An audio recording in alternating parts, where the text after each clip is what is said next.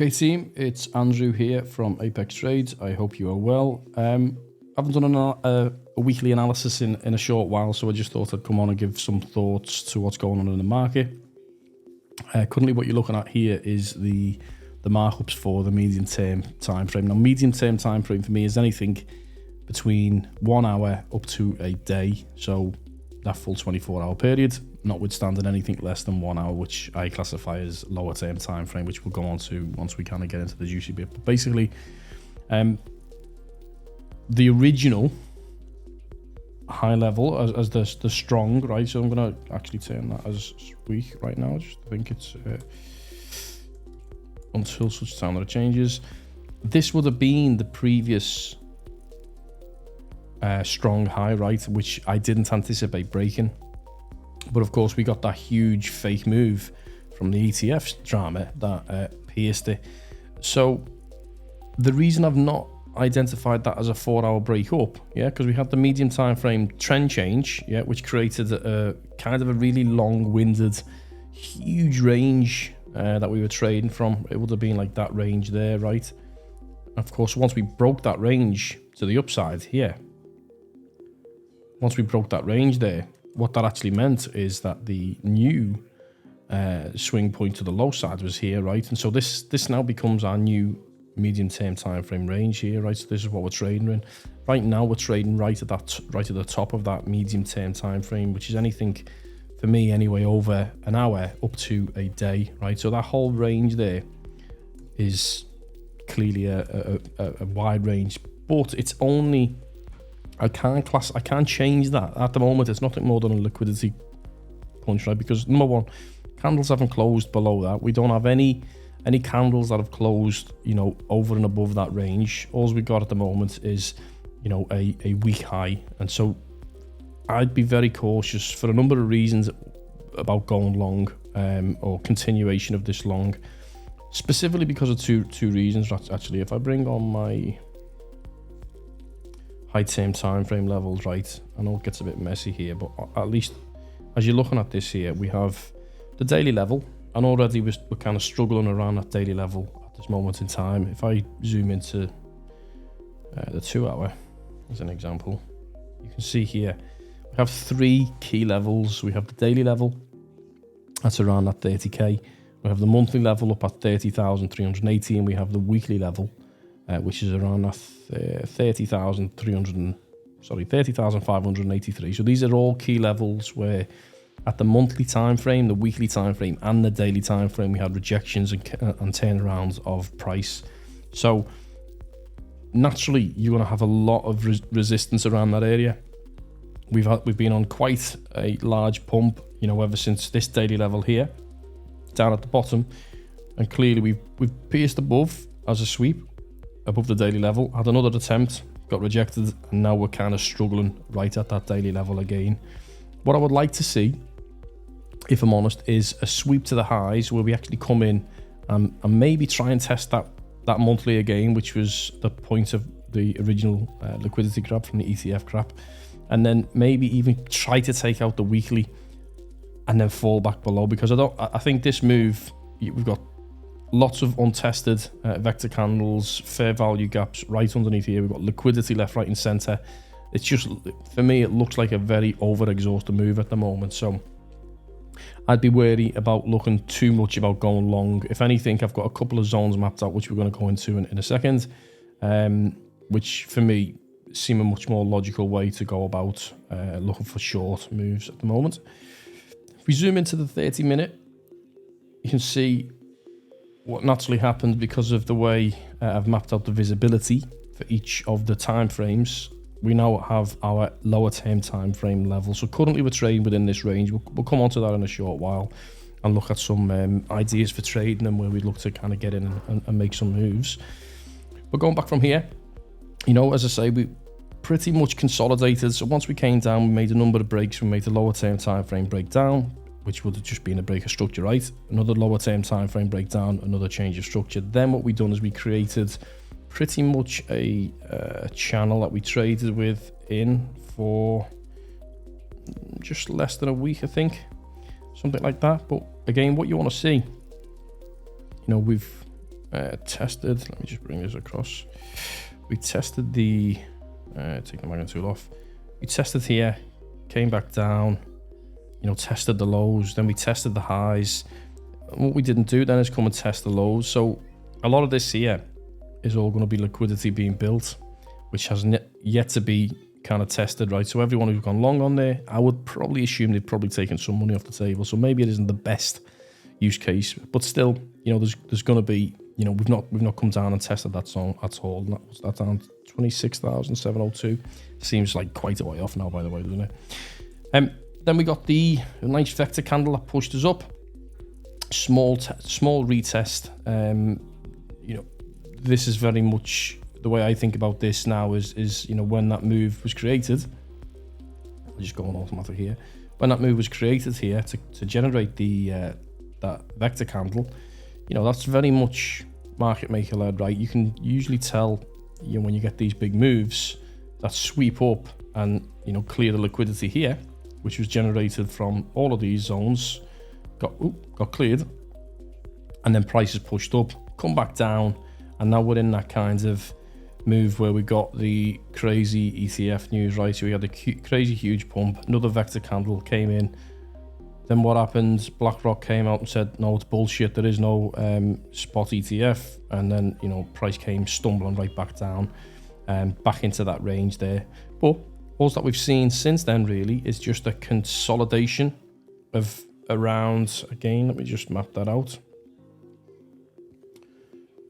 Where's the, here. So we got this consolidation. So we now have a range, right, which is around here.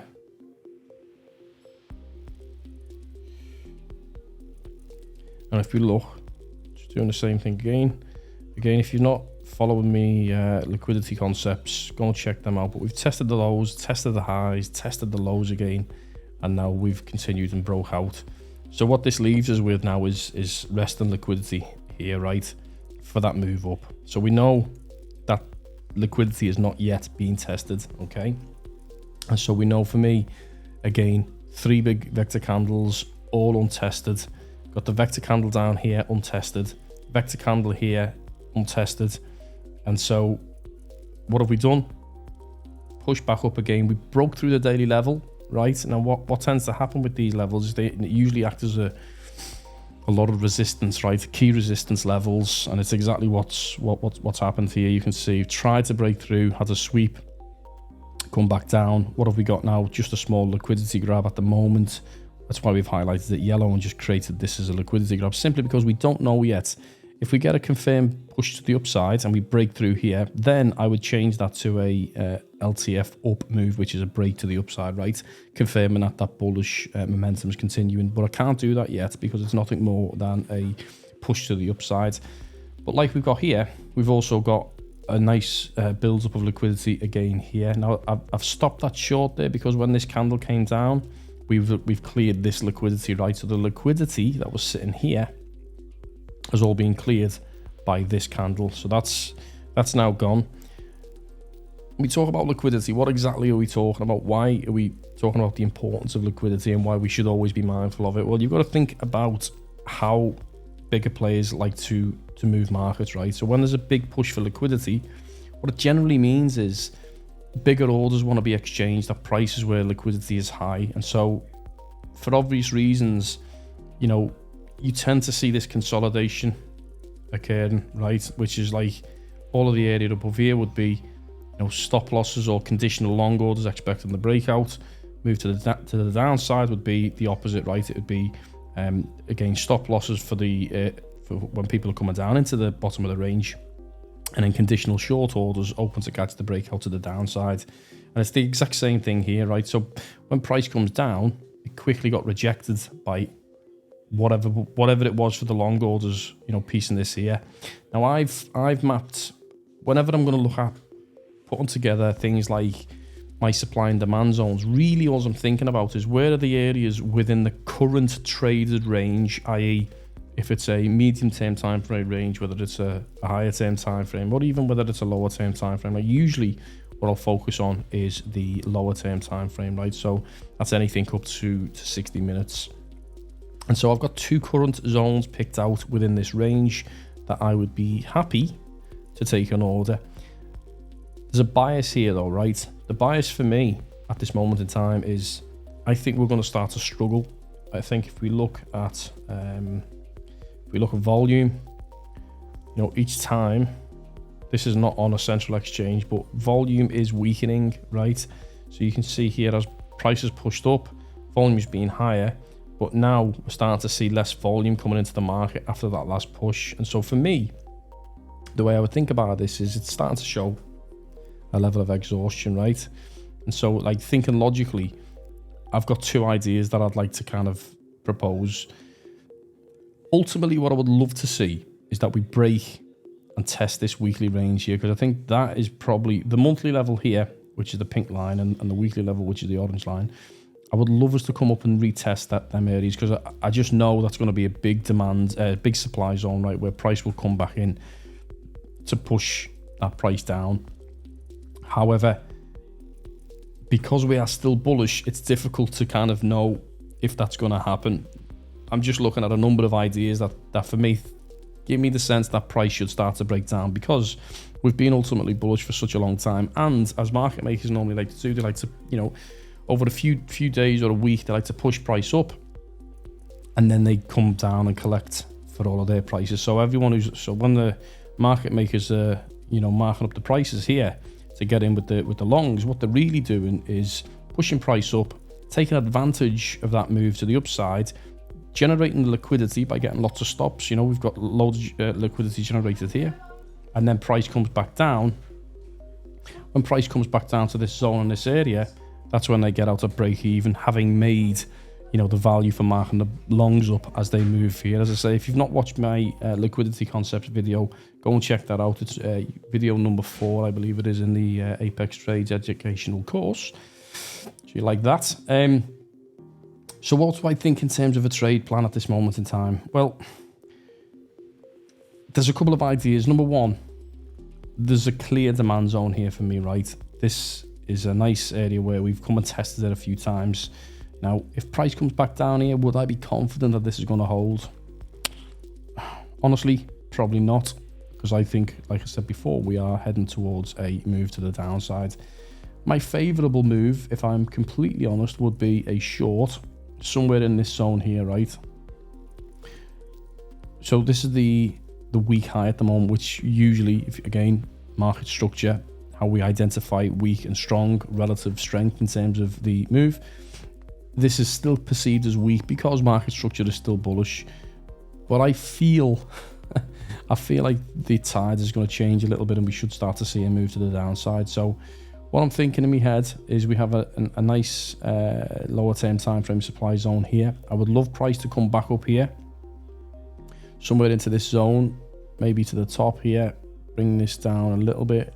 Realistically, if I was a little bit less favorable and I wanted to hold a better position, I'd probably bring me stop just above this weekly level and bring this down. But I always like to go for a 5-to-1, right? So, you know, based on the fact that I think that we'd break this here, or maybe even to come down and test this zone, I would have to like look at bringing my points here to get me that 5-to-1 risk to reward.